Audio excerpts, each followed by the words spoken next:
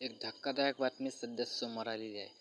तिच्या शरीराचे 32 तुकडे फ्रीजमध्ये आणि खोलीत सडत होते. घरात अनेक ठिकाणी सुकलेल्या रक्ताचे डाग आणि अळ्या फिरत होता. संपर्क होत नाही म्हणून तिच्या घरी आलेल्या आई आणि बहिणींच्या पायाखालची जमीन सरकली. तेव्हा तिच्या शरीराचे तुकडे त्यांना घरात दिसले.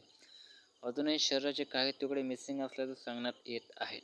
या भयानक घटनेने अख्खं बंगळूर हादरलं आहे. नेमकं काय घडलं याविषयी आपण सविस्तर जाणून घेऊया.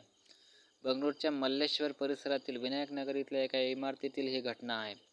दिनांक 26 ते 29 वर्षाच्या महालक्ष्मी नावाच्या महिलेची हत्या करून तिच्या शरीराचे तुकडे फ्रीजमध्ये ठेवण्यात आले होते. ही घटना उघड आली तेव्हा महालक्ष्मीच्या बंगळुरूतील घरातून दुर्गंधी येत होती. मिळालेल्या माहितीनुसार शेजारपाजारांनी तक्रार केल्यानंतर महालक्ष्मीची आई मीना राणा आणि तिची बहीण तिच्या घरी आल्या.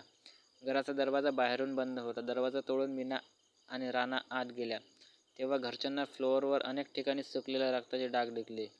मीना राणाने जेव्हा फ्रीज उघडले तेव्हा त्यांच्या पायाखालची जमीन सरकली, कारण त्या फ्रीजमध्ये मुलीच्या शरीराच्या मृतदेहाचे तुकडे होते. किचनमध्ये फ्लोअरवर किडे फिरत होते. मीना राणाने त्यावर आपल्या जावयाला फोन केला आणि त्याने पोलिसांना बोलावलं.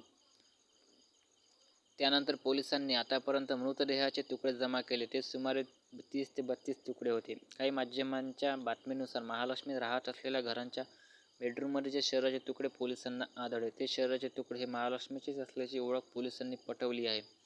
महालक्ष्मीच्या शरीराचे आणखीन काही तुकडे गायब असल्याचे सध्या म्हटले जात आहे. याबाबत खात्रीलायक माहिती समोर आलेली आहे.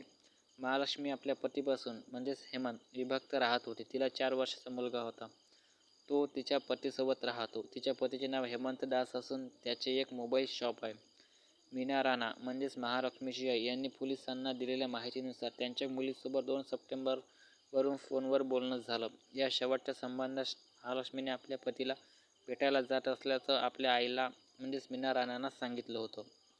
सध्या पोलीस महालक्ष्मीच्या हत्येचं कारण आणि हत्या करणाऱ्या व्यक्तीचा शोधत आहे. महालक्ष्मीची आई तिची एक्स पत्नी अशी एर्सफस नावाच्या व्यक्तीवर संशय घेतला आहे. नेलमंगलच्या एका सलूनमध्ये अशरफ काम करत होता.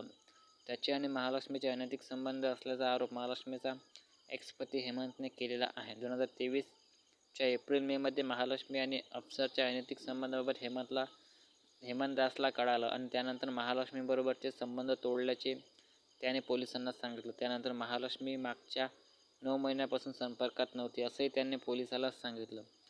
तसंच अशरफ महालक्ष्मीला ब्लॅकमेल करत होता असा आरोपही महालक्ष्मीच्या एक्स-पती हेमंतने केलाय. हेमंतांच्या जबाबानुसार अशरफविरोधात महालक्ष्मीने नेलमंगल पोलीस ठाण्यात तक्रारही दाखल केली. तक्रारीदरम्यान शेजाऱ्यांनी दिलेल्या माहितीनुसार सकाळी आणि संध्याकाळी महालक्ष्मीला न्यायला आणि सोडायला एक माणूस यायचा. पोलिसांना महालक्ष्मीच्या शरीराचे जे तुकडे आढळले त्यावरून असा अंदाज लावण्यात येतोय की सुमारे 15 दिवसापूर्वीच महालक्ष्मीची हत्या करण्यात आली आणि साधारण 5 दिवसापूर्वी तिच्या शरीराचे तुकडे करण्यात आले. महालक्ष्मीच्या आईचं 2 सप्टेंबर नंतर बोलणं झालं नव्हतं, त्यामुळे अंदाज लावण्यात येतो की महालक्ष्मीची हत्या सुमारे 15 दिवसापूर्वी झाली असावी.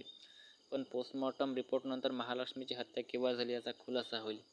तर अत्यंत दुर्दैवी अशी घटना या ठिकाणी झालेली आहे. असेच नवनवीन व्हिडिओज जाणून घेण्यासाठी आणि बातमी सर्वप्रथम जाणून घेण्यासाठी चॅनलला सबस्क्राईब करायला विसरू नका.